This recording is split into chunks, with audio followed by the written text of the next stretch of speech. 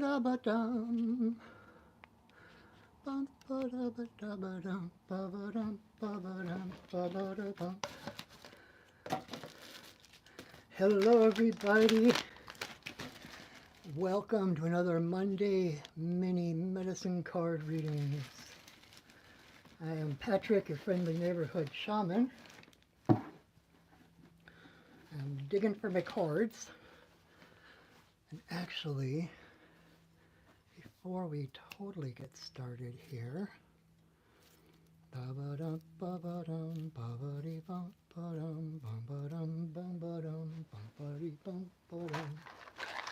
interesting story. Hey, Tammy. Oh, I need to grab a pen and a paper.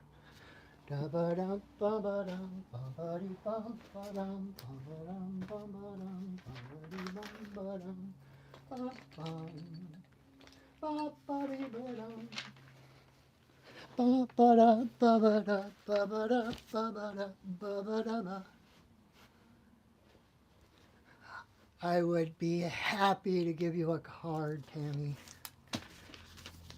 All right. So, awesome. Hello, everybody. Welcome. Thank you for joining me. Oh, hi, Christina.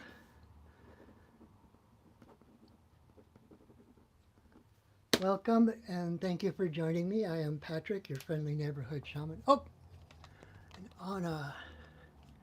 Awesome.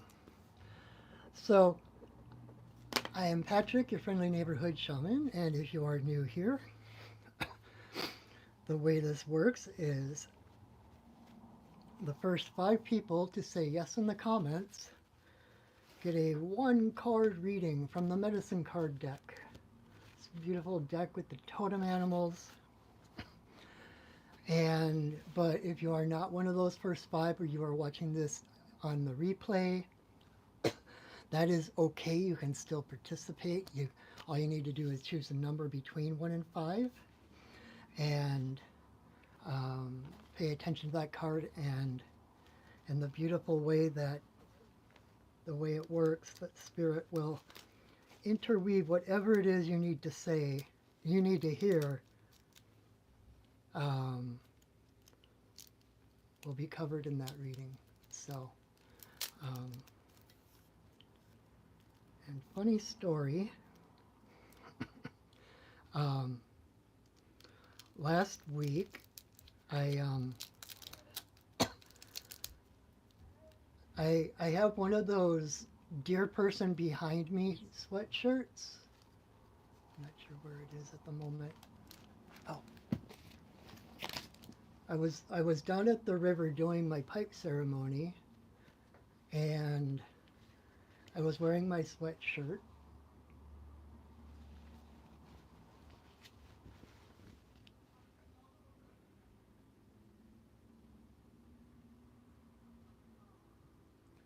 And I heard someone up, like where I do ceremonies, kind of down in there's a little hill you got to go down to get to the beach. And a woman up top was like, "I love your shirt." And it's so good to see you too, Christina. Yay, I'm glad you're here. So, and I turned around and she's like, "Thank you for wearing that. I really needed that today." I don't know what was going on in her life, but she said she'd been crying all day long. And so I invited her down, if she wanted to come down and sit with me. And without prying, without, tell me everything, I continued with my pipe ceremony and blew her some smoke blessings and stuff and talked to her a little bit. And I mentioned, I told her I'm a shaman, so, this is actually my job, to work with people like that. You like my haircut? It's actually wet. I just showered. So anyway, like, to help her be able to come, like I am taking readings. Hi, Ayushi? Is that your name? Ayushi Das?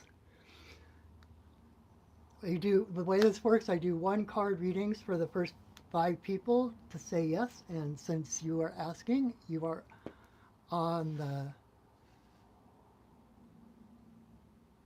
Does a lot of people come to live with me? No. Awesome, Ayusha. Is that how you say the name? Ayusha? Ayusha Das? Ayushi Das. Awesome. So, we have room for one more if anyone wants to come on. Hi, Meowl.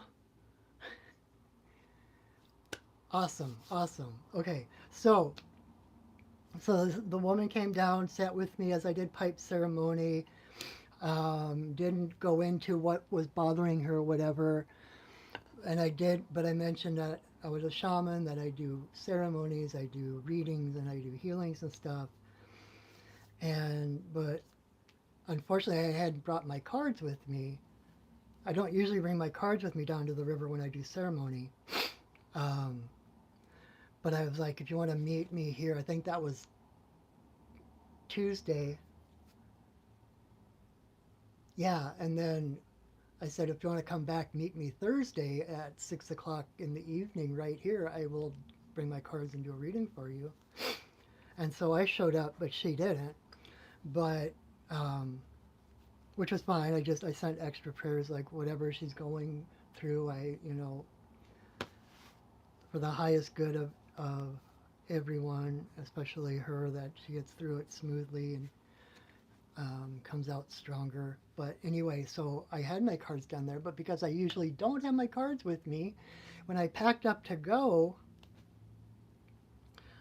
I left my cards at the beach. I forgot that I had to put them in my bag. And so the next day I had a reading with someone. I have a weekly reading with someone. And if as a side note, I do offer weekly or monthly readings if you've got something ongoing in your life and you'd like kind of a checkup, like once a week or once a month. I can actually give you a little bit of a discount, like $100 for a reading for a weekly, or $111 for a monthly reading. It's a little bit of a savings from my normal price, but anyway. So I was getting ready to do this reading on Friday, and I couldn't find my cards. I'm like, oh my God, where are my cards? And I looked through my drum bag, I looked through my pipe bag, I looked everywhere. Like, oh my God, I can't believe I must have left them at the beach. So I texted my client. It's like, can we put it back a half hour or so? And I get in my car and I zoom down to the river to see if my cards were there, which they were. And I mean, on one hand, it's a deck of cards. It can be replaced, right? But at the same time, I've been using this deck for decades. If you ever get a reading in person, you can see up close how loved they are. They're stained, and they're um, little nicks out of them and little folds and stuff. But it's still like um, so. There's like a lot of medicine in this particular deck. I could always replace and get a new one, but I was still kind of freaking out because what was I going to do? I've got a client in a half hour, and one thing, like I've got this is the bag I hold my cards in, and that's the little button. And I don't know that I would ever be able to find that button again. It's like one of the oldest petroglyphs of a shaman. And I happened to find, I think I found it at Joanne Fabrics when they were still here. And I don't think so. Between the cards carrying all of this medicine and all this energy from all the readings I've ever done, and the special button that I think may be irreplaceable, it was just like, please, please, please, please. They were there. and it was someone had obviously opened it up and looked, and but they were like, whatever. So, but I was realizing that I haven't smudged them. So then I ended up doing the reading right from the beach, which was kind of cool, although a little bit hectic because it started getting kind of breezy, and my cards were getting blown around a bit. But anyway, so I want to smudge my deck before we go any further tonight.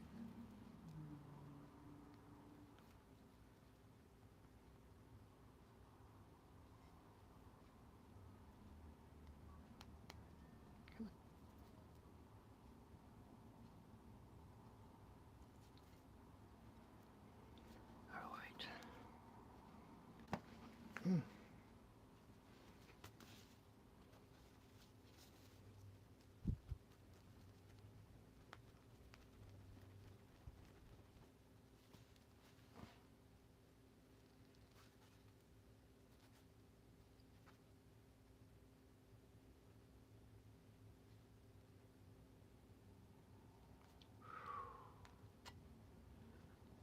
That feels better. After having them on their own personal vision quest down at the river on their own. And having someone else flip through them and stuff. Now they are clean. All right. So again, I am Patrick, your friendly neighborhood shaman. For anyone that came in later, we are going to do medicine card readings. I have room for one more person. If you want to say yes in the comments, you get a 1-card medicine card reading. And the reason I do 5 is because if you were to come to me one-on-one for a reading, the spread that I use is called the medicine wheel spread, and it's basically the 4 directions and center. And so when we're done doing the individual readings, I will take those same 5 cards and do a medicine card spread reading for the community. So we get to see how our personal medicine, our personal paths, our personal issues kind of interweave with what's going on in the greater community.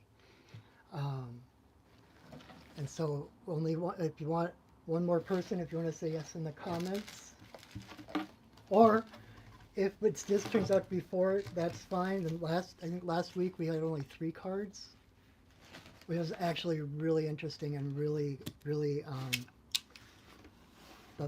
the reading that came through was so pertinent. But okay, so the first thing, I know I keep saying first thing, before I do that, I'm going to set sacred space, in essence turning this regular run-of-the-mill YouTube video into a ceremony.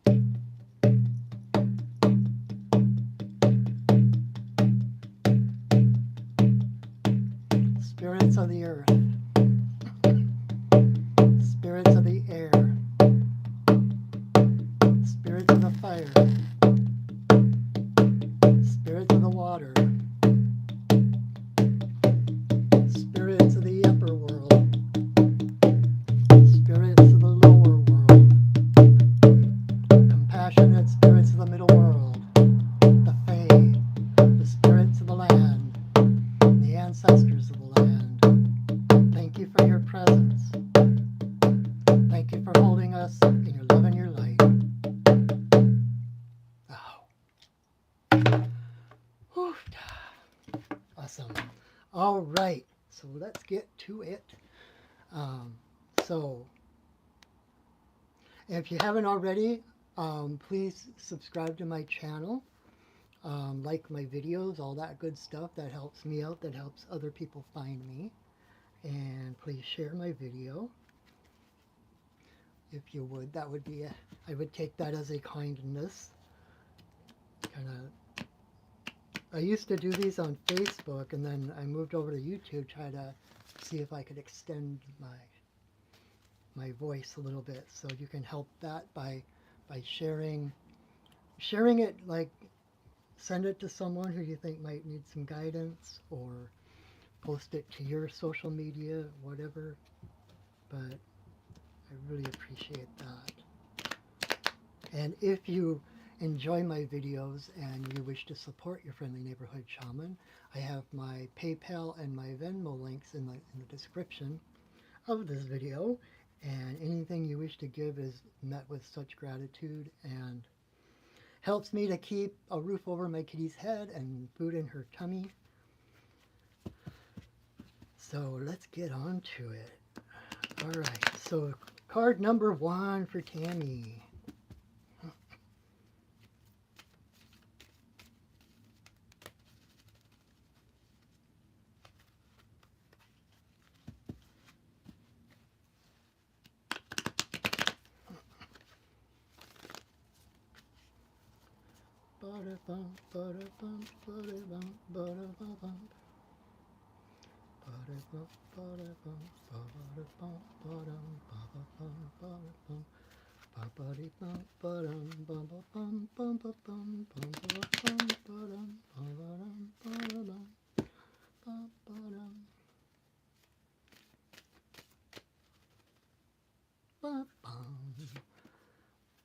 That is so interesting. So, and I need to keep track of which cards come up so that I can do our final reading together. But card number 1 for Tammy is Grouse in reverse. And it's so interesting because just like different posts on social media and viral videos, etc., the cards tend to trend. And Grouse has been showing up a lot lately after not showing up at all for a really long time. Grouse has been starting to show up all the time. And so what grouse medicine is about is the spiral dance. Grouse is a dancer, and she's a drummer. They dance, they do these dances, these wild dances. They dance in a spiral, and there's that red thing on the side of her neck is an air sac. There's one on the other side, and when they're dancing, actually I should say he because that's the male that has the air sacs. But those air sacs blow up big and red and bigger than their head when they're dancing. And so it's about this dancing, this freedom, this movement, right? And along with that is the fact that they, like I mentioned, that they drum. When when the grouse beat their wings, they do it in a way that creates the same phenomenon as thunder phenomena. They beat their wings in a way where it creates a vacuum, and then the air slams back together. And it's not always so much audible as it is palpable. My first vision quest, I woke up in the morning and the grouse were drumming, and I couldn't really hear it, but I felt it. It was just as. And so the other part of grouse medicine is that finding your heartbeat, walking to the beat of your own drum, finding your own unique place, while at the same time in that spiral dance, grouse invokes fractals and as above, so below, and it's the spiral that connects all things. So in her dance of freedom and uniqueness and individuality, she is also celebrating the connection to all of life. The spiral is probably the oldest known sacred symbol that we have, and it's cross-cultural all over the earth. Like the oldest stone carvings and stuff happen usually are of spirals, because it's like from the biggest super galaxies to hurricanes and storms down to flowers and shells and pine cones and our DNA, right? As above, so below. Like there's those images. I don't know if you've seen those images from like the latest telescopes where they've noticed that Stars aren't just these isolated points of light and then there's space and then there's another isolated point of light. Like they can see the threads of light that connect the stars. And when you see those images, they are identical to um, CAT scans or whatever when they like the neural net. So it's like no matter how big you get or how small you get, everything moves in a spiral. And that's part of it too. It's a spiral, it's movement. It's not stagnation. There's always movement. Life is dynamic. Um,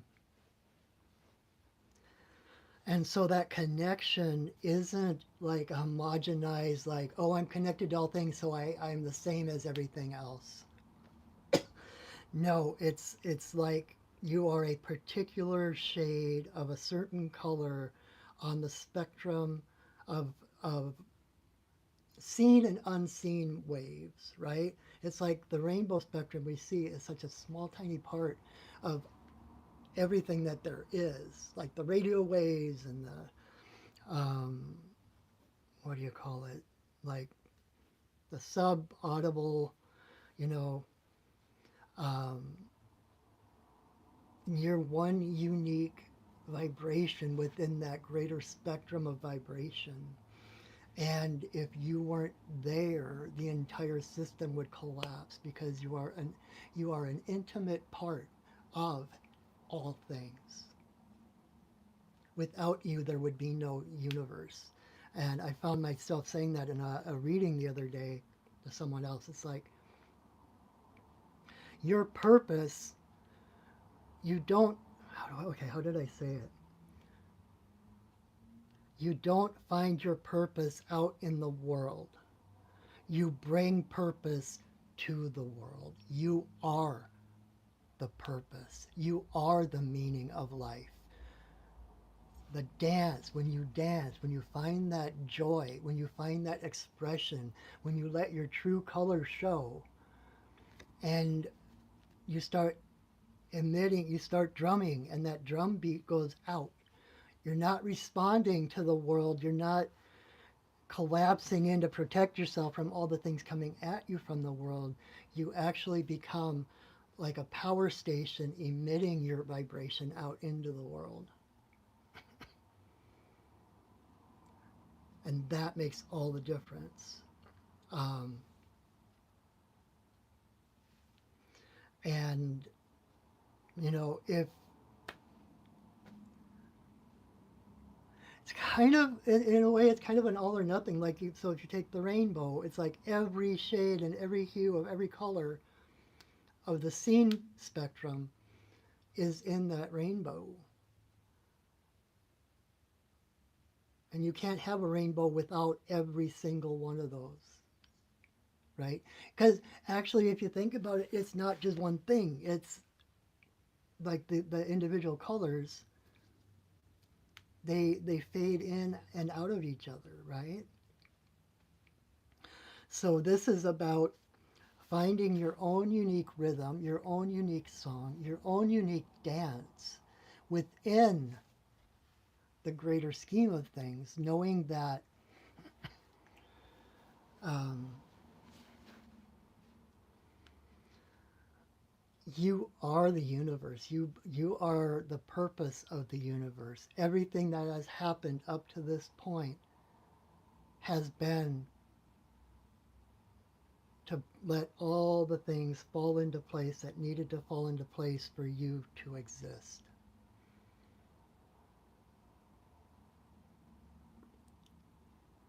And um, you know, it's the holographic model of the universe. The universe is like a giant hologram. Every particle of a hologram contains the entire image of that hologram.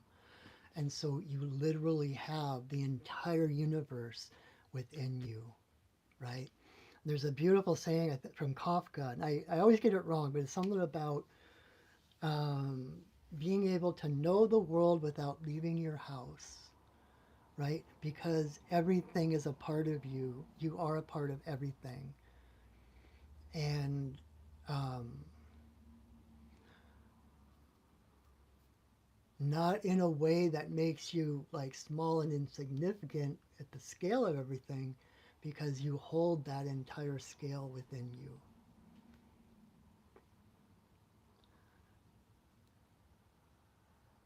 And it's up to you to dance.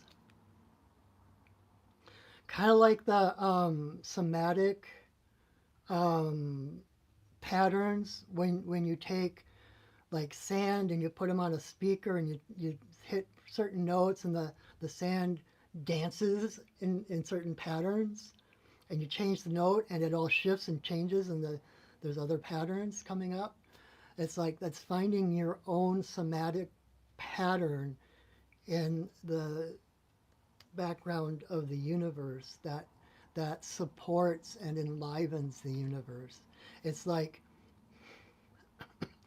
going back old time, like you are like the needle of a record player.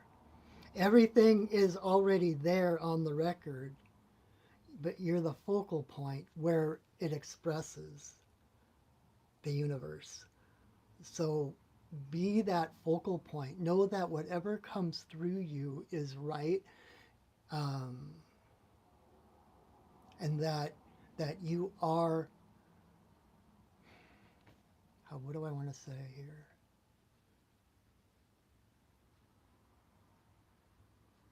You are the entire universe clothed in a human being.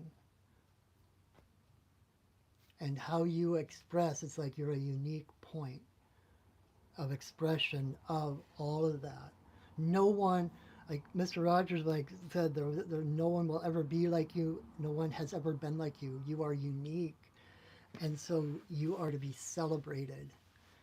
You are to be drummed and to dance, um, because how you see the universe, how you express the universe will never happen again, has never happened before, will never happen again. So celebrate yourself. Find your dance. Don't let the world cave in on you. Start being that power station, that radio station that emits that vibration, that sends those ripples out into the universe. And then watch the world change around you as your vibration changes. Right? So it's all about starting from the inside out rather than the outside in, rather than responding to what's coming at you. It's like you allow the universe to respond to you.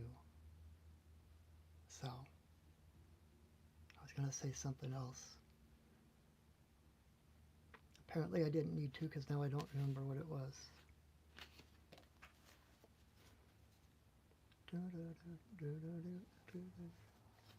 Okay, but anyway, I hope that's helpful.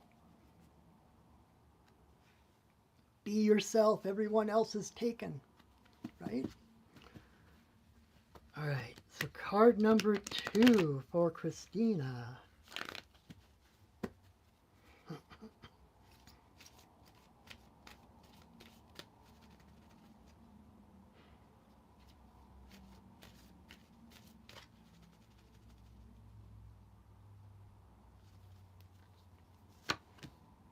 Oh, wow, cool.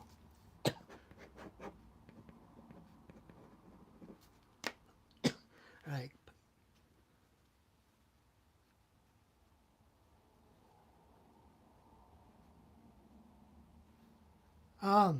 Ayushi, I just got this card and one more, and then it's your turn. And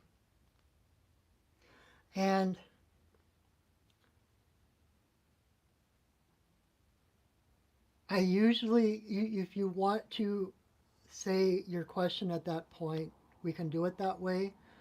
But I always prefer to just do the reading without any information, because then it's more validating the answer when it comes out and is exactly what you needed to hear, right? And it's not me up in my head trying to figure out what's the right answer, or what I can actually listen to my guidance and give you an answer. And why don't we do it that way? Okay, I'll pull a card, I'll tell you what it means, and if it doesn't cover the question you have, then you can ask it. Okay, how does that sound? We'll do it that way, okay? All right, so card number 2 for Christina is Black Panther. You're welcome, Ayushi. Um, so card number 2 for Christina is Black Panther. And Black Panther is about embracing the unknown. Like I was just talking about, as above, so below, right? Oh, you're welcome, Ayushi. I don't mind at all. Um, Black Panther is like the microcosm in the macrocosm, right? It's like Black Panther has this black, shimmery, blue, black coat that's reminiscent of the night sky, right? That blue, black, shimmery night sky. Um, and so she's like the embodiment of infinity. So she is that hologram I was just talking about. Um, Realizing that the um,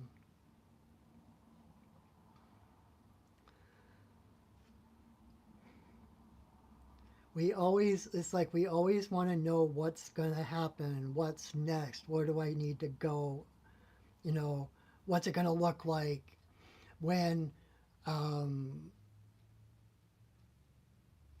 the unknown. Okay, how do I put this? I'm trying to.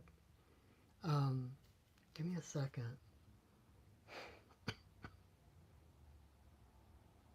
It's the same as like I always teach my shamanic students about, when you do a shamanic journey, when you're asking your guides for guidance, you always use open-ended questions, right? You don't say, should I do this or should I do that? Is this the right way? You don't ask yes or no answers because questions, because you will get an answer, but also because your question is so limited, right? It's so narrow, it's so tunnel vision on is this a yes or a no, that you're you're canceling out all these other infinite possibilities. So instead of saying, is this the way I should go, the best thing to ask is, what is my best next step? Right? And it's in that unknown, that darkness embodied by Black Panther, that it's the womb of the cosmic mother, right? It's not, the unknown is not, it's not evil. It's not that dark evil, scary. It's the womb of the cosmic mother. And that womb contains every possible future, every possible reality. So when you go into, think about how crazy that would be. Um, I'm just thinking about this. It's like going into Baskin Robbins, right, and just getting vanilla ice cream. I mean, if vanilla is your favorite, I love vanilla ice cream, but if you go in and you don't even look at any of the other flavors, right, and you're like, nope, I'll have vanilla. Then look at all the possibilities that you're not even entertaining.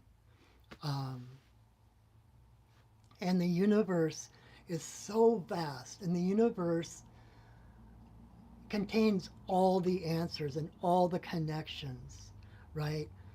And so another thing I always put at the end of every time I say a prayer or set an intention, I always finish it with this or something better, because us we in our limited brains cannot conceive of all the possibilities. And we can focus on, I just want this one thing to happen, right? And that's great. And if it happens, you're happy. But the universe might have something even bigger and better. Like instead of just, okay, drawing on my when I was a teenager, I wanted to be a country singer. I wanted to go to Nashville, and I'm thinking like one of my fantasies then, like just like if you go from wanting to meet your hero, like wanting to meet your favorite singer, and that's what you're focused on, the universe can make that happen. Or if you left it open ended, maybe you would meet that person and they would say, "Hey, why don't you play me a song?" And all of a sudden, they discovered you and you have a huge new um, career because you didn't limit yourself to just, I just want to meet this person. In other words, don't settle. Don't settle. Don't think, well, I really want that, but if this happens, I'll be okay. Right? It's like, screw that. Go for the best. Right? Um, I used to go see Ramtha, the Enlightened One, down in Yelm, Washington. One of the things that he said was, don't manifest the money for the shoes, manifest the shoes.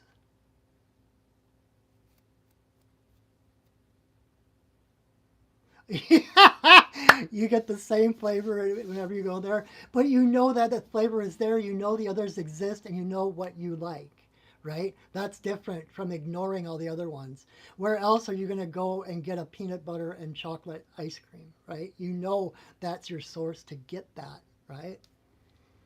So that's perfect. Um, but the universe wants us to succeed.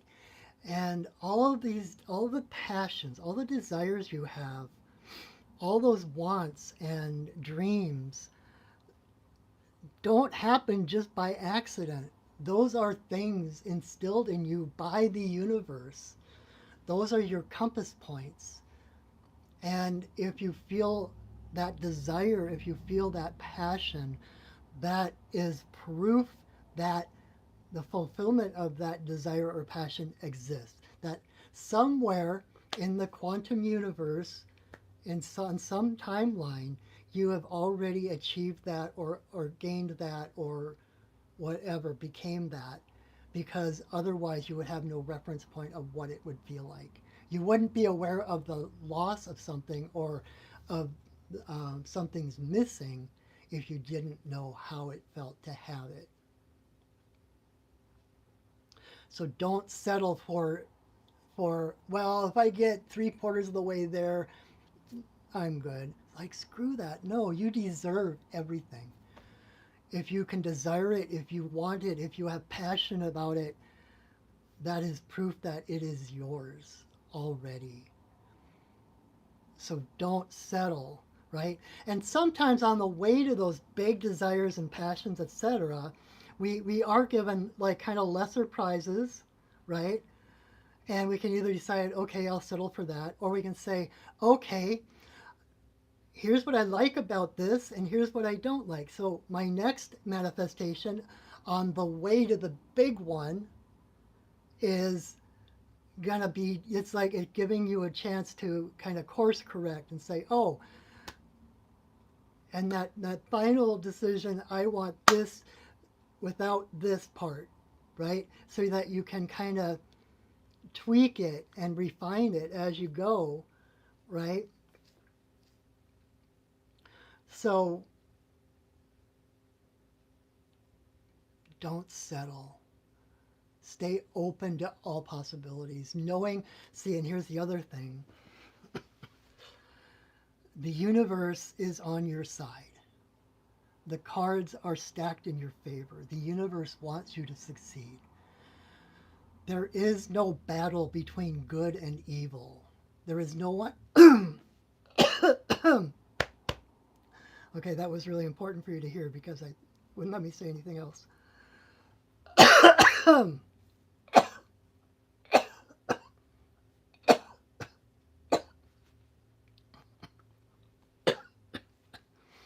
Like Abraham Hicks says, there is only one source of life, of reality, of the universe. And it is a source of well being. There's not a source of well being and a source of not well being battling it out. It's not like which one you serve, it's how in aligned you are with that flow of well-being. Um,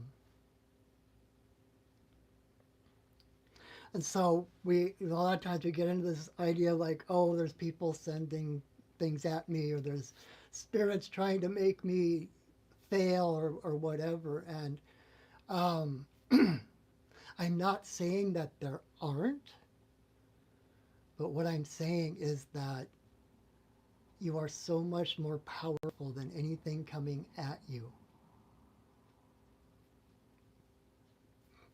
You are so much more powerful than anything you can fear.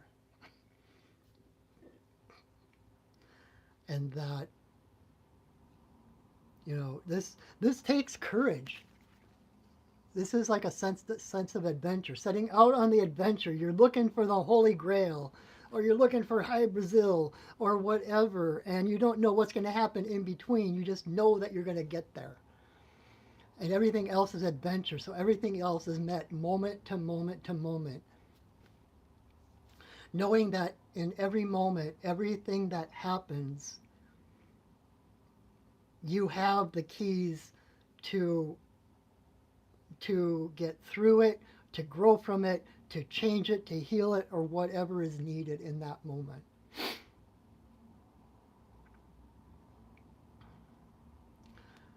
It's about love versus fear, right? And love is the only power in the universe. Fear is a perceived absence of love. Fear is an inability to see the love that is present. And that's why it's so important to love yourself first, right? Because you are all things, you are all people, you are the universe. What's there not to love, right?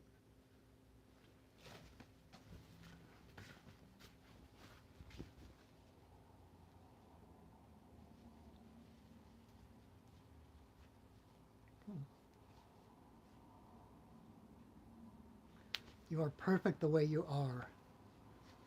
Um, oh, you're reading Abraham now? I love Abraham so much. If I could, if I were on a desert island or whatever, and I could only listen to one thing, it would be Abraham Hicks. And part of that is because by listening to Abraham Hicks, I would manifest away off the island. Um, but anyway, so the unknown is your friend. Instead of being afraid of the unknown, welcome it. Know that when you don't know what's going to happen, that there is something big getting ready to happen. I'm going through some of that myself right now. Um, there's a lot of things in my life right now that are being challenged, that are being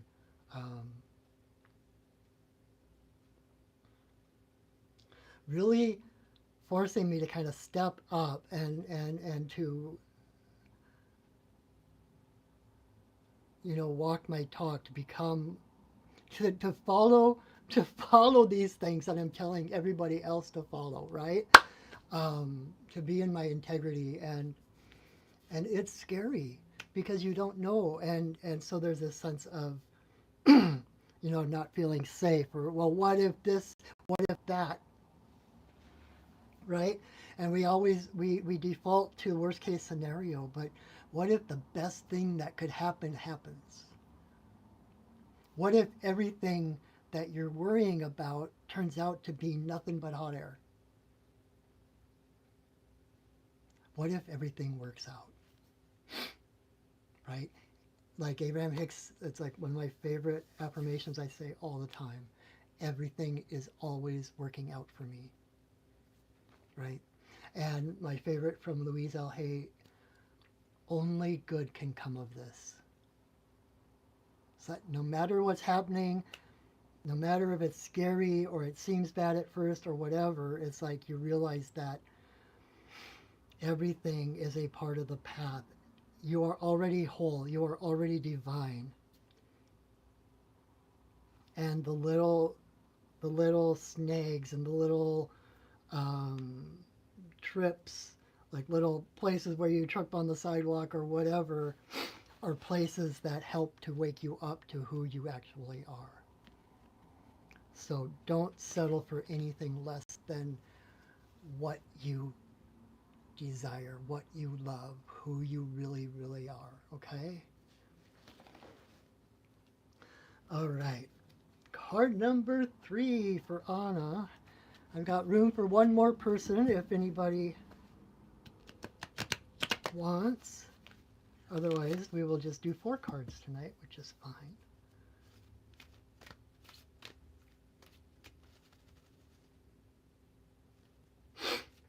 Or maybe I'll pull the 5th card for myself. Like I said, I'm going through some stuff now too.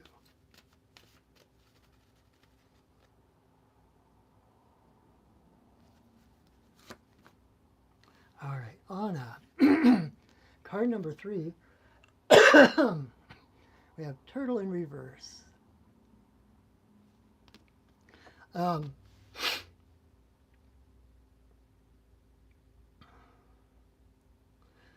Turtle is about grounding. Turtle is about solid foundation. So in reverse, it could be that feeling of off balance, of topsy-turvy, not knowing which way is up kind of thing. Um, Having no stability, like anything, any errant wind that comes through. You're so welcome, Christina. I'm so glad you came tonight. I hope that's helpful. Um, you know, Turtle's like a little tank, right? And all 4 legs, all 4 feet on the ground.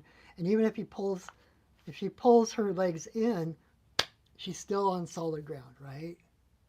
Um, and but if she's reversed, if she's on her back, any little thing, any little breeze, any little bump is going to make her start to tip and top and tip and top, right? And spin and um, so it's kind of like right now. It's like you've lost your footing a little bit.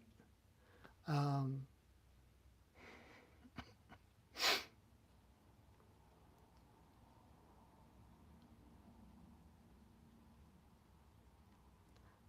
and what I want to say is that's okay, right? Because um, I've been saying this a lot lately too, but it's like finding our path is like tuning in a radio, right? It's like you're tuning in for a certain station, right?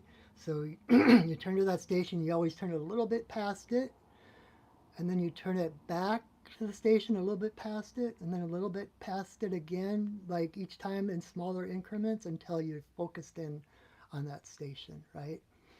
And so this isn't like oh my god I screwed up, I'm done, no hope, I'm screwed, I'm broken, whatever. It's like no, this is just a fine tuning. This is just hitting the rumble strips on the side of the road. And it actually has purpose in that it's to help you refocus, right? Kind of like I talk about sometimes how like when you learn to meditate, right? And um, at least when I was taught, it was kind of like the whole analogy of like your thoughts are clouds moving through, but you're the sky. And so you just sit and you watch the clouds. If they come through, you're focusing on your breath, right? And a thought comes in and you watch it go like a cloud. But being human, sometimes we're sitting in that quiet and a thought will come through and we'll kind of attach to that thought. And we'll start being like, well, what if blah, blah, blah. And pretty soon we realize that we're not focusing on our breath anymore and that we're way out hither someplace. And um, the thing to do next is not to curse yourself and to swear and I'm never going to meditate again. I'm no good at this, blah, blah, blah. It's like, oh, I'm no longer focusing on my breath. Okay, recentering, letting that go, recentering, and starting over, starting on your breath again, coming back to center. Um, and so rather than getting distracted by all the things going on around you as you're spinning in place or you're topsy turvy, um, it's like pull in, right? Just like turtle, pull in, pull everything in, pull in your legs and your tail and your head into your center. Recenter yourself and then move forward. Um,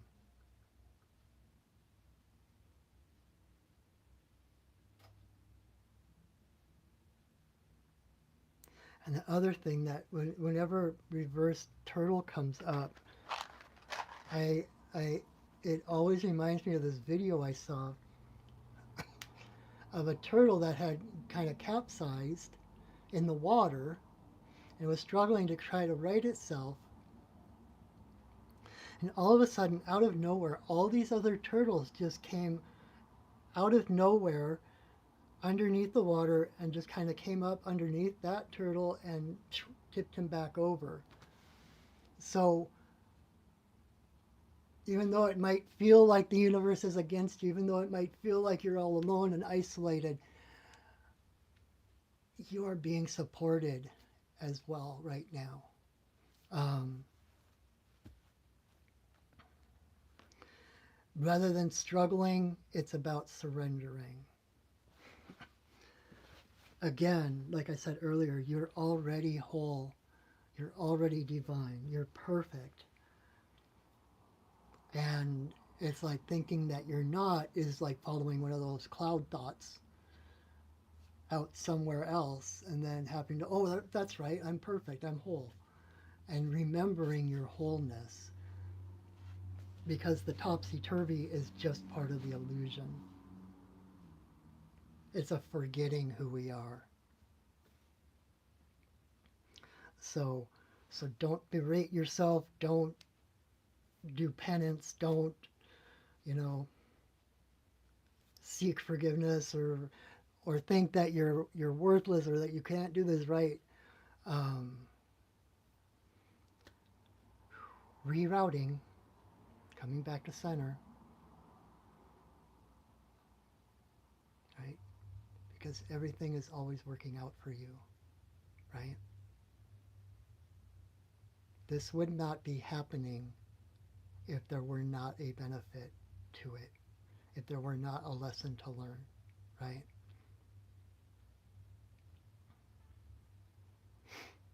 And it's by being being off center that really helps us to be able to focus on being centered, right? That's wisdom. All those things you've experienced in the past, the regrets, oh, I wish I had done that differently, oh, why did I do that? Why did I say that?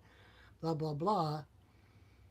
That feeling of regret or that feeling of off centeredness, of feeling less than, you can either sink into that and validate it and think you're worthless, or you can say, okay, that's that's a part of wisdom. I'm going to take the wisdom of that. I don't want to feel like that again, so I'm not going to do that again. Next time I start to speak, like say too much, or I start to do something like that, I'm going to remember that feeling and I'm going to stop and recenter myself. It's the rumble strips, right? Like there's a number of years ago, um, I love living in the Northwest so much.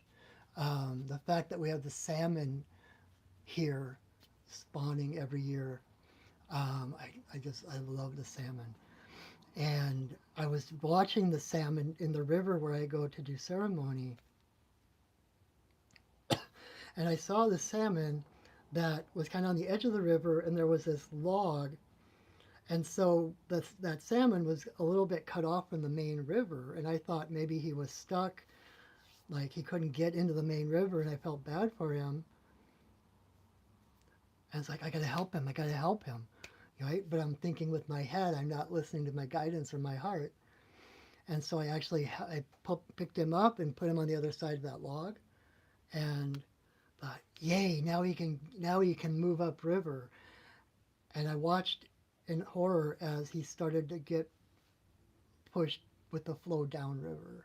I'm like, oh my God, what have I done? Oh my God, Grandfather Salmon, I am so sorry. And I felt regret, and I felt just awful. I'm like, now you're not going to get home. And then I heard him in my head, I heard him laughing, and I could see him smiling. And he's like, remember this feeling. You have done nothing wrong.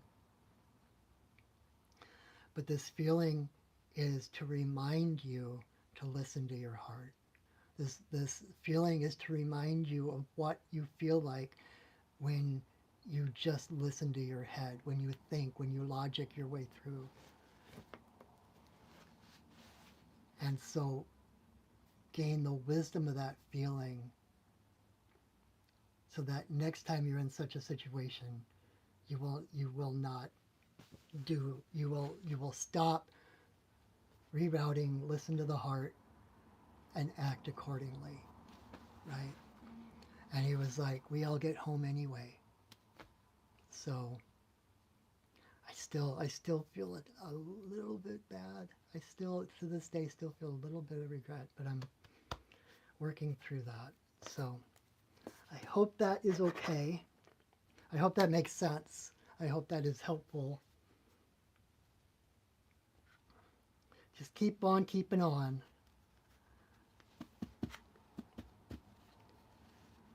It's a Michael Nesmith song. Keep on keeping on. How does that go?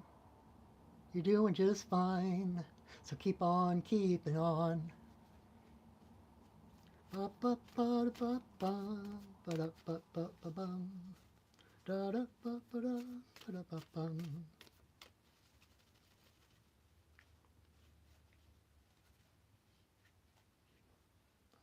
I love Michael Nesmith. Anyway, okay. So I hope that is helpful, Anna. So we go to card number 4 for Ayushidas. So I will pull the card first. We'll see what I say and see if it fits. And if not, then you can ask me.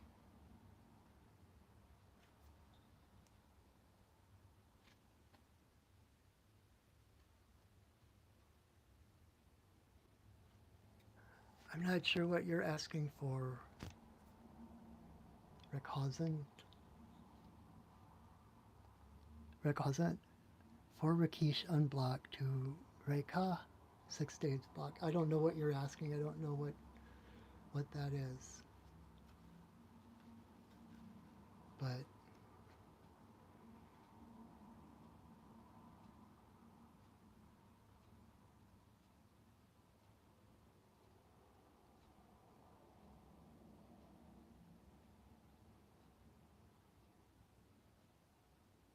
you have the key.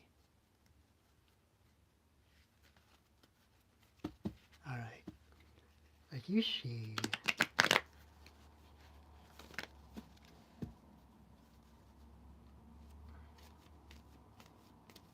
Call back your power. Rakasant. Like I said earlier, no one is more powerful than you.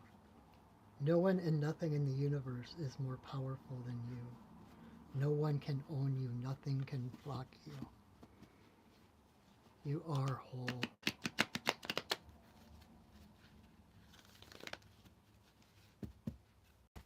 And I don't really have the platform right here, right now, what we're doing to help at the moment. But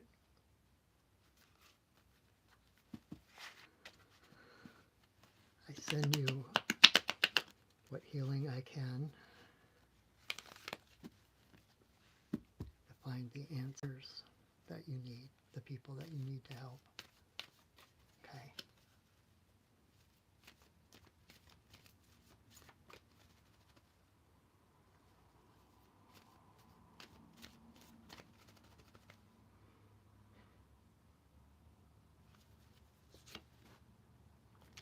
All right, Ayushi. Card number 4 is Turkey.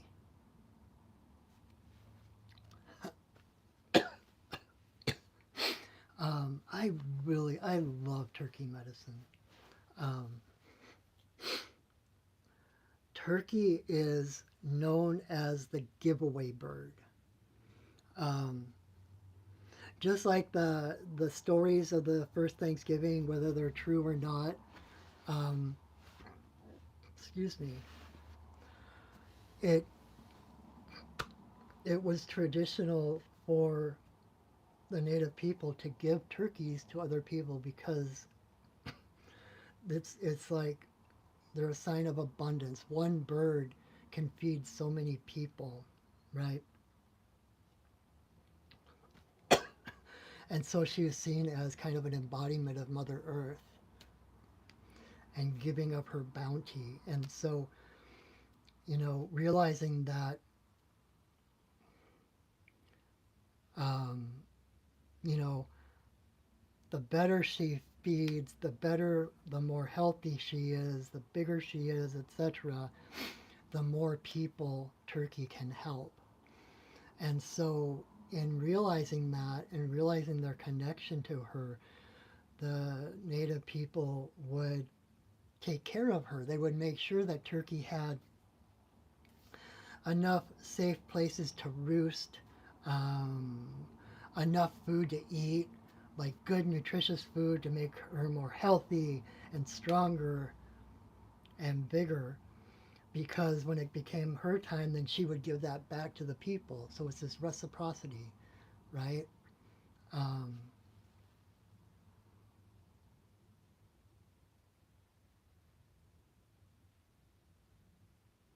and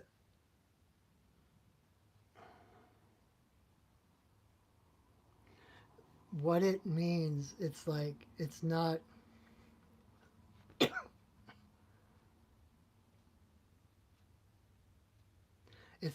giving until it hurts. It's not giving more of yourself than you can afford to. It's not like giving an arm and a leg so someone else can eat or whatever. Um, it's prioritizing your own well being, right? Because you can only help others from a place of wholeness. Um, like Abraham Hicks talks about how you can never get sick enough to help someone who's ill. You can never get poor enough to help someone out of poverty. You can only help from a place of power.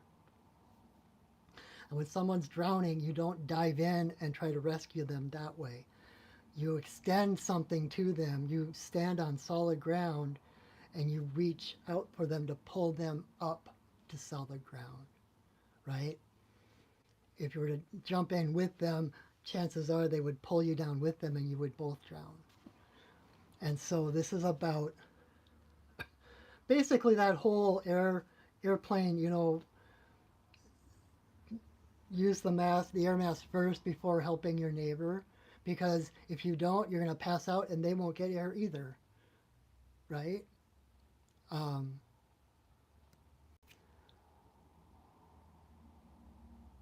um, so, and it reminds me of this beautiful video I saw a while back. There was this Buddhist monk, and he had a pitcher of water and he had a glass. And he said, this is the way people think it's supposed to work. And he filled the glass with water and then he would dump the water out. And then he would fill the glass with water and he would dump the water out. And that's so much that so many people believe it's like, I got to fill up my batteries, recharge my batteries so I can dump it out to give to someone else. And then I need to refill my own and then dump it out for someone else's sake. So that's not the way it's supposed to work.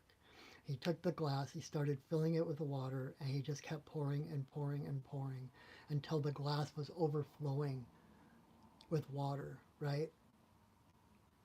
And so all that water that you were dumping out, emptying your glass, is still getting to the earth, but your cup is staying full. So it's about keeping your own cup full, and it's the overflow that helps other people. Um, so listen to your own heart. Take everybody else out of the equation. Find out, listen to your heart. Ask what is the best thing that I can do. What is, what feels the best to me? What feels the most whole? What feels the most joyful for me? Because the truth is that your heart is connected to the heart of all humans, all living beings. And so if your heart says to do something or that this is the right thing to do, your heart has already put everyone else in the equation, and your heart knows what is the best for everybody, right? It's a non-zero sum. When you get better, when we all get better, we all get better. So do what brings the most joy to you. Do what makes you feel the most whole, the most powerful. Not power over, but standing in your own center, standing in your own powers, um, remembering who you are, right? Like I'm always saying, like, before you act, it's like you seek alignment. If you're running around trying to put out fires or trying to, slow the storm or whatever, all you're doing is rearranging boxes. There's no real change coming. But if you align with your own spirit and you trust your heart and you listen to your heart, then that is the voice of God. That is the voice of spirit telling you what is best to do next. And then everything you do is an inspired act, inspirited act, right? So see to your own well-being. It's not selfish. It's the opposite of selfish, because the best thing you can give the world is your presence, your best, your wholeness. Does that answer your question, Ayushi, or do you have something else? So whatever it is your question was, it's like, you are number one. Prioritize yourself.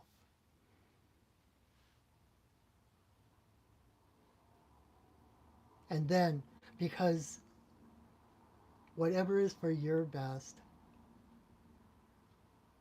Okay, what is it, Ayushi?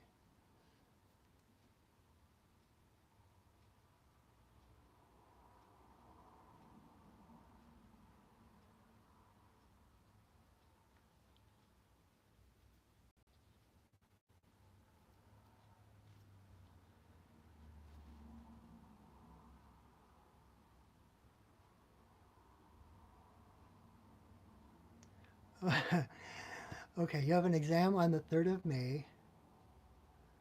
You want a score between 500 and 600. You're having a lot of anxiety.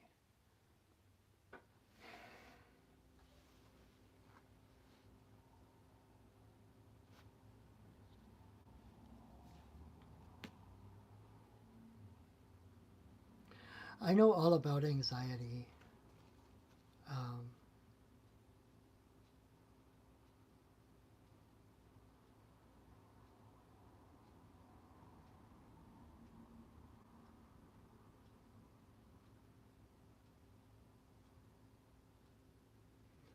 the thing that is causing the anxiety, um, is, remember what I was saying with Black Panther and stuff about the unknown and about all the different variables and the different possibilities, right? And the part that's creating the anxiety is the thought that if this one thing doesn't happen, that you you fail, that you are unworthy, or that there's something wrong with you. And I'm not saying you're not going to get that, but um,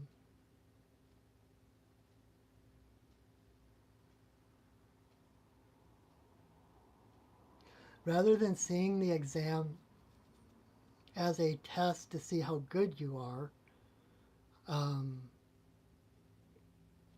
let go if you can. And this is harder than what I can say, right? But um, if you can let go of the results, realize you're already whole, you're already perfect. Focus on your well-being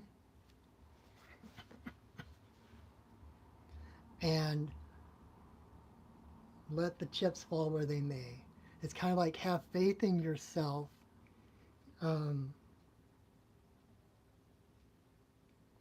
because you are so much more than one single score on one random test. And there's so many variables that could come in to that.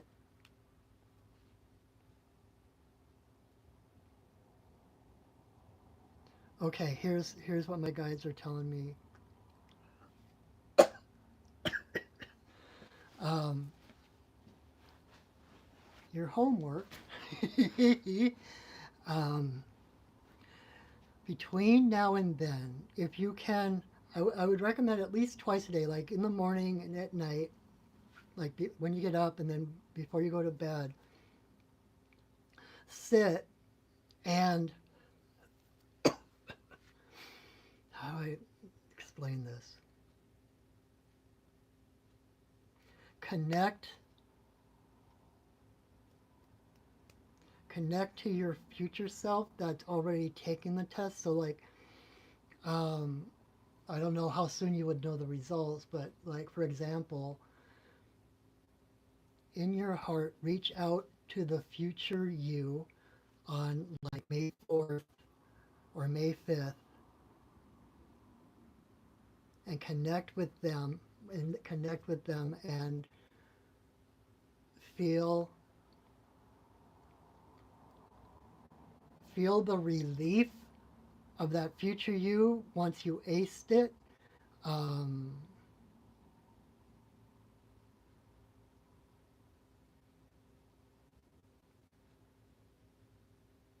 feel the excitement of having aced it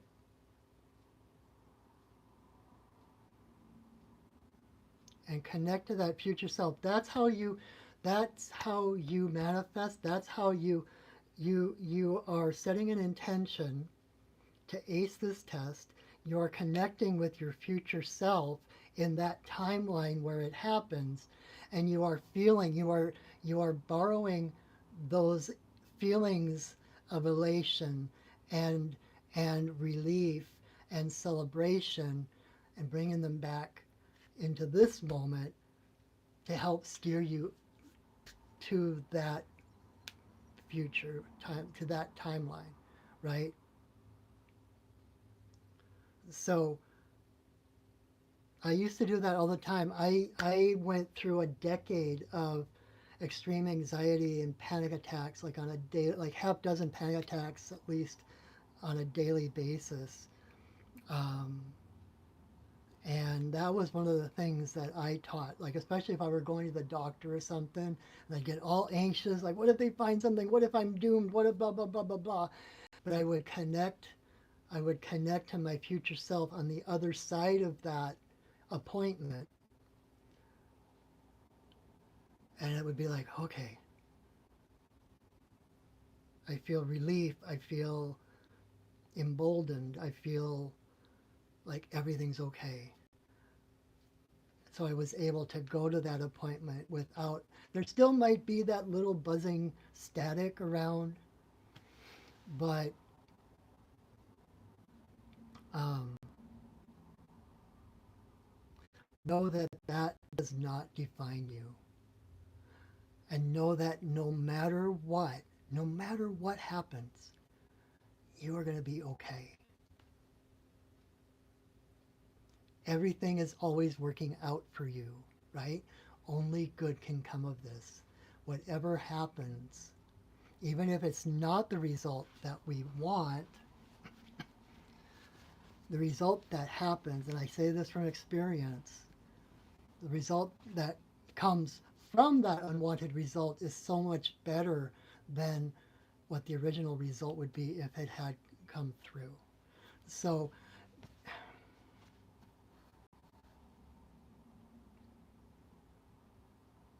forgive yourself for feeling anxious. Um,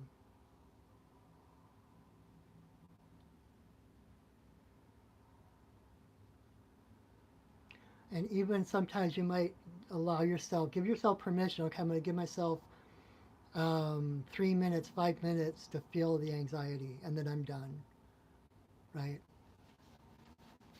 And so seeing as this is the last card, so I can kind of, um, I can be a little flexible on time. Another thing that I can recommend to you, one thing that I do all the time, this is one of my favorite things, is fire ceremony. So if you get like a pottery bowl, something that you can burn things in, get a piece of paper, like get strips, like tear it into little strips, and then write down your anxieties on those strips of paper. Write them down, what it is, and if it's just the one for anxious that you're not going to get a good score, write that down, and then light a candle. Have a candle right there. Read that fear, read that anxiety out loud, and then light it from the candle and put it in that bowl. And let the fire dissolve it. Let the fire burn away that anxiety. It sounds simple and like, well, how would that work? But it's really profound and it really works. Um,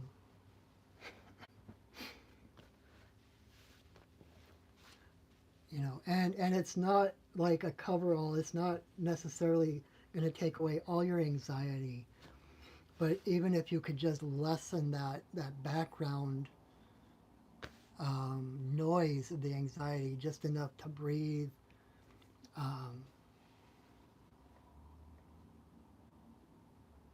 know that no matter what, it's going to be all right.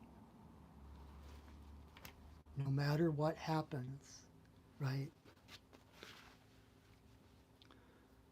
It's going to be all right. You're going to be all right. You're all right. You are safe. You are whole. And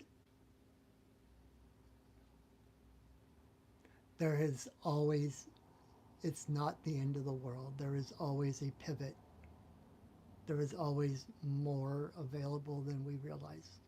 Okay? Just prioritize yourself. Do your best. Like that confidence in yourself to know that you know the subject, that you are capable. You wouldn't be anxious if you didn't know that you could ace it. The anxiety, at least the way you put it, it sounds like it's like, I know I can do this, but what if I screw it up? So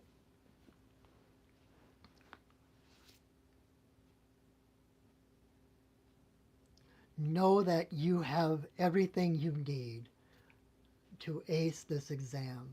That, you know, and picture, like again with the manifesting, picture receiving the exam back, and what was the score you want? 560 to 600, 500 to 6. See 650 written on the top of your page.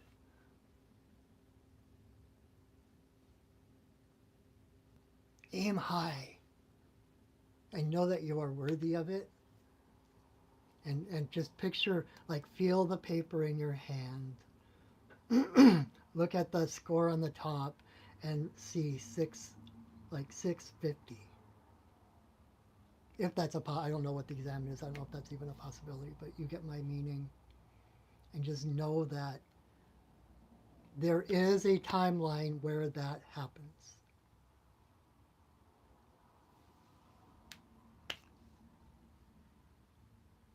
So I hope that is helpful.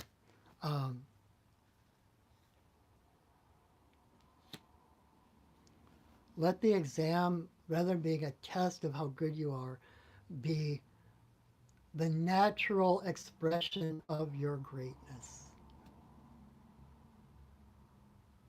Be yourself. Be who you are, and the exam will take care of itself. Because it's just an expression, it's just a reflection of you in your greatness. Again, seeing to your own well-being. Okay, so there's a couple of ideas. I hope that's helpful. And I will light a candle for you on May 3rd. I will hold space for you for your exam. If that helps to make you feel better, that I will be praying, I will be holding space for the best, the highest possible score. Okay? In fact, I'm going to write that down right now so that I don't forget.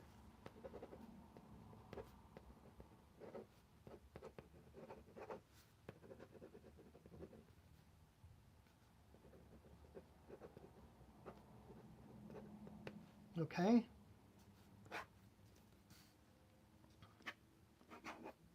All right. So, oh, you're so welcome. Whatever I can do for people, I want to help. And it's kind of frustrating sometimes. I know all I can do is give you words, and it's like, I don't know if you believe the words, or I don't feel like I don't want to have to feel like I have to convince people or whatever, but you've got this, okay? And I will hold space for you on May 3rd for that exam. What day is that?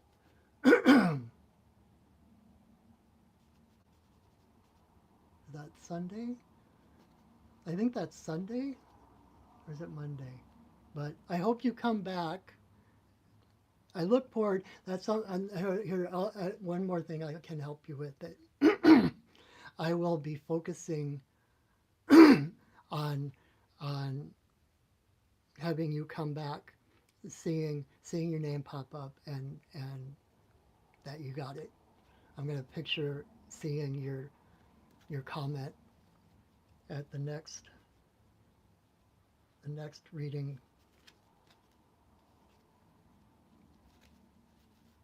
So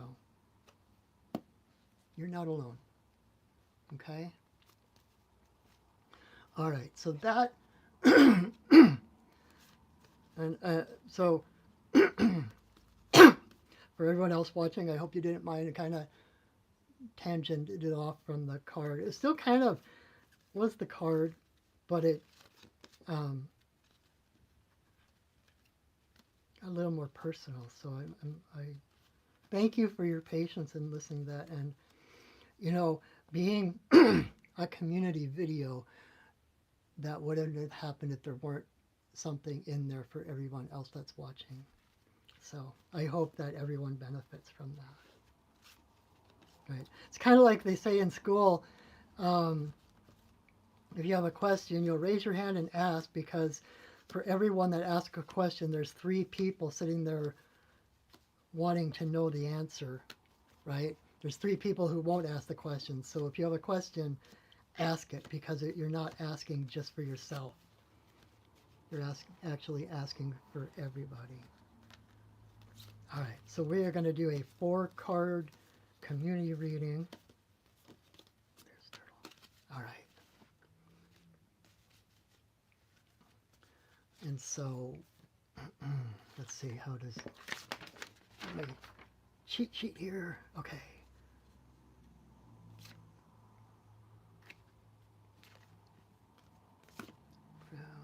Black Panther and Turkey. Okay. Um,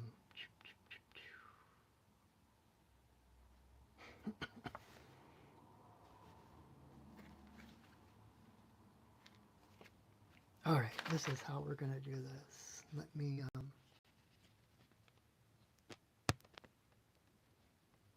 you deserve it, Aishi. All right, I'm going to turn my camera down. This is our community reading. See if I hope you can see which cards they are and everything. So, seeing as we only had 4 cards tonight, this is the way I'm laying them out for the community. And see if I remember how, when I do a 4-card reading, it's like, kind of like where we start, what's the challenge, what is the strength that we bring to it, what is like the obstacle. So this is more like the question. This is where we start, where we're headed. This is the challenge, like something like the the ordeal or the initiation or the challenge that we cross, and this is the end result. And so we start with grouse, right? The spiral dance.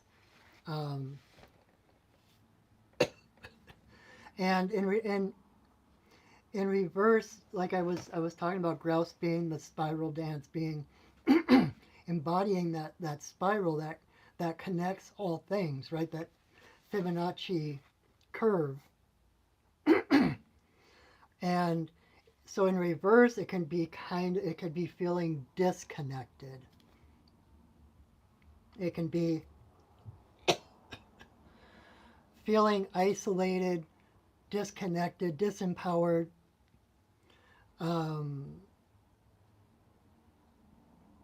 not knowing our place in the bigger scheme of things, not knowing what our part is in the orchestra, right?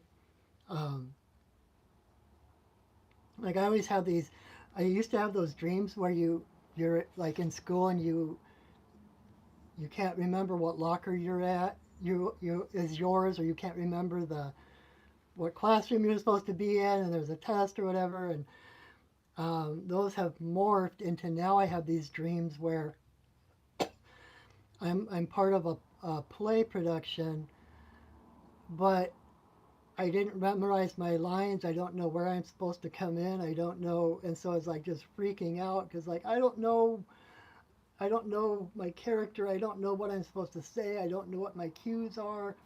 So it's kind of like this whole disconnection and feeling isolated. And so what we're really looking for here,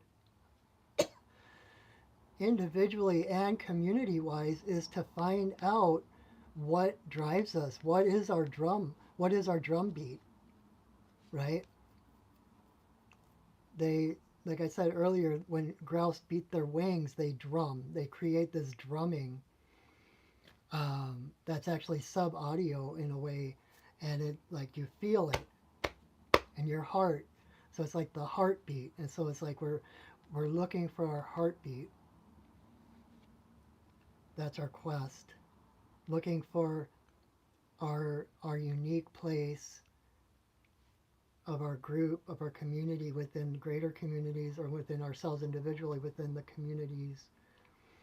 And our strength that we bring to this is the vast unknown, the vast mystery that holds all possible outcomes, that holds all possible realities, all possible futures, right? And not only just the futures, but all the possible pasts, right? The future and the past are just as unknown, right? We're constantly rewriting our past, right? Like all of a sudden we have another archaeological dig that discovers human human civilization started 1,000 years earlier than they thought, and then another thousand, then another, whatever. So we're constantly rewriting our past. We're constantly rewriting our future, and so the strength is in staying in the present, staying in with a sense of excitement, with a sense of adventure of what we're going to discover, right? It's what I call that feeling of expectant curiosity, knowing that something is going to happen, but not knowing what or how it will unfold. Like the giddiness of a kid on Christmas Eve, knowing that Santa was there, but not knowing what was under the tree yet, right?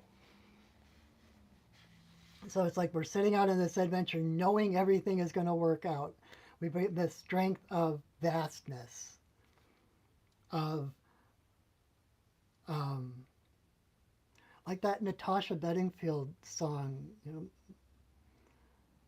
unwritten. It's like my future is unwritten. It's got endless, infinite possibilities. And so we are not, so in other words, we are not doomed. We are not beholden to any prophecies or any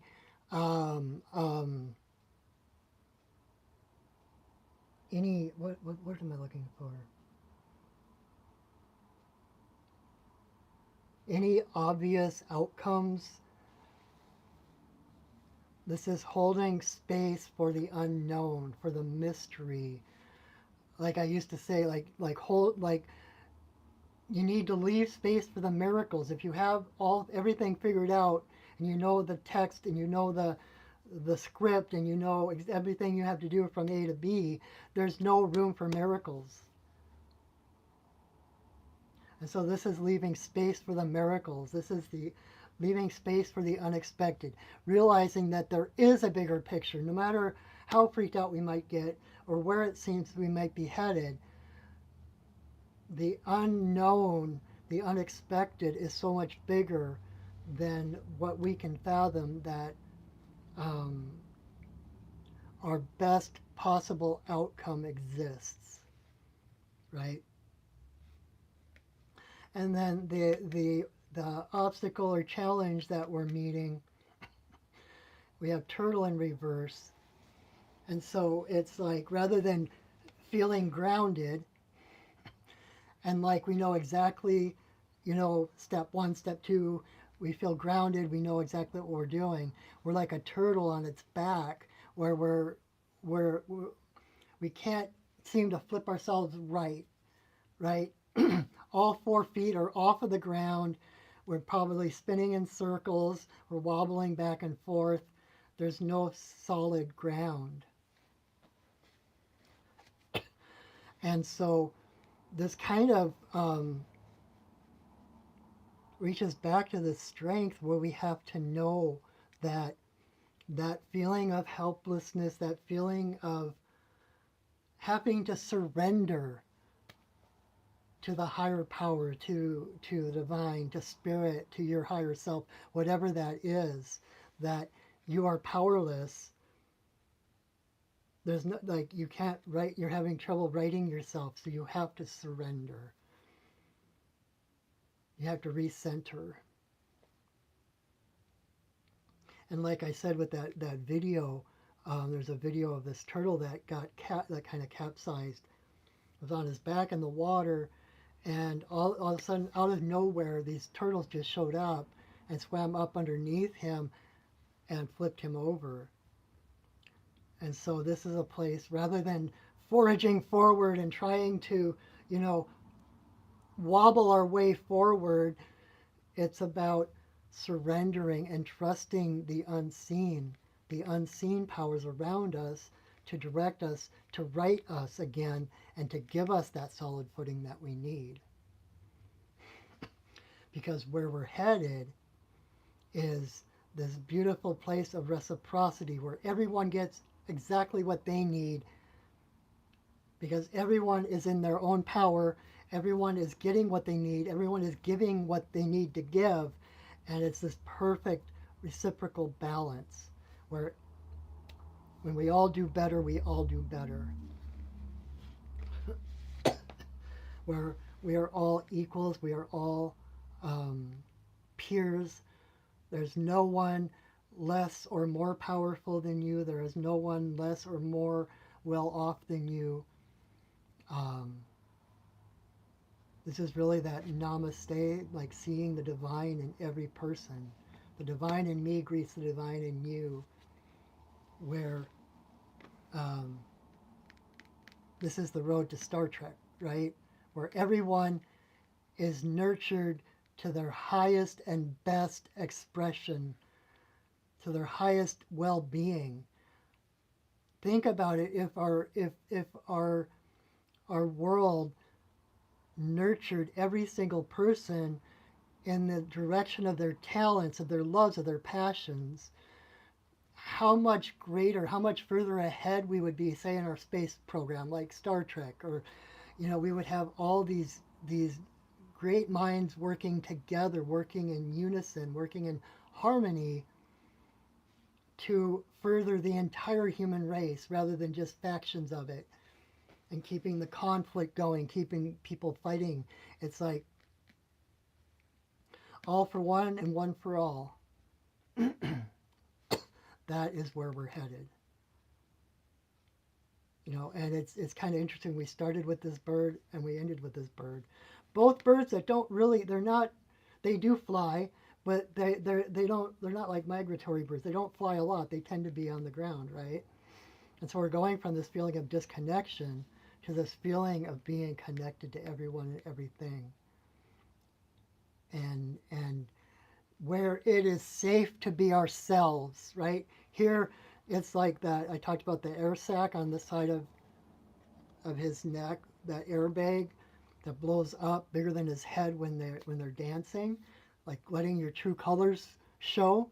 Like this is like this fear of letting your true colors show, and this is allowing, like knowing that there is safe space for you to be exactly who you are, to express yourself exactly as you feel best, your highest joy, um, which feeds itself, comes back, reciprocates, makes you feel better. You're able to share yourself, be yourself, and get the support of the community to help you further, right? It's like this ladder where you move up a couple notches, and because you move up, other people are able to move up, and then it's like we help each other up that ladder, going to the same, not just fulfillment on the individual level, but on the community and global level, right? It's safe to give your gifts. It's safe to be yourself, no matter who you are, gender, orientation, race, skin color, religion, whatever. You are valued, you are welcomed, you are celebrated. That's where we're headed.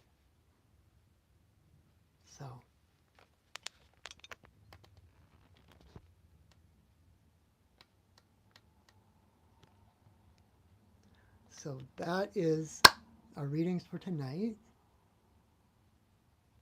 Oh,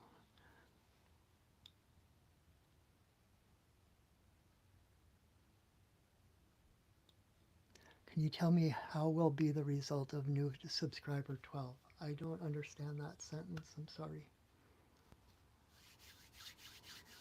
But so that is our readings for tonight. We only did 4, but um,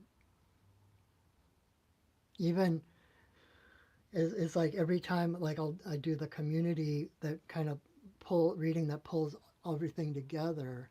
Um, it's like it's perfect. It's just perfect.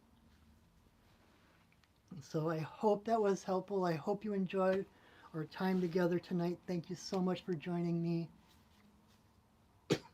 you haven't already, please subscribe to my YouTube channel, like my videos, watch my videos. You know, if you ever need guidance, if you need a reading, I have like 7 or 8 years worth of these videos, and all you need to do is choose one randomly, pick a card number, watch that card, and I promise that somehow that message will speak to you of what you needed to know. Okay? So it's a free resource. I've also got videos of my pipe ceremonies. I do pipe ceremony every Wednesday evening right here at 6 o'clock Pacific time. So you can join me for that if you're curious or you just want to sit in sacred space for an hour. And if you like my readings or would like a one-on-one, you can check out my website, perchingwolfstudios.net. You can learn more about me. You can set up a session for readings or healings or teachings. Oh my! I do the card readings. I do shamanic healing. And I do teaching. I have classes. Nothing at the moment scheduled, but I also do one-on-one mentoring. So if you're looking for a spirit teacher with a lot of experience, with who's been around the block a few times, whatever, I might be that one. So you can contact me through my website if you have any questions about any of that. And also, if you would like to support your friendly neighborhood shaman, my PayPal and Venmo links are in the description under this video. This is my day job. This is how I make my living. And so I depend a little bit on the support of my community who I support. And so anything you wish to give me is met with such gratitude, and it means a lot to me, and it means that I can continue to do these things, and that I can continue to focus on my own spiritual growth so that I have more wisdom and experience to bring to the table to support you, my community. So, and it helps keep a roof over my kitty's head and food in her tummy. So, I think that's it. So we started by setting our sacred space, and so we will release that sacred space.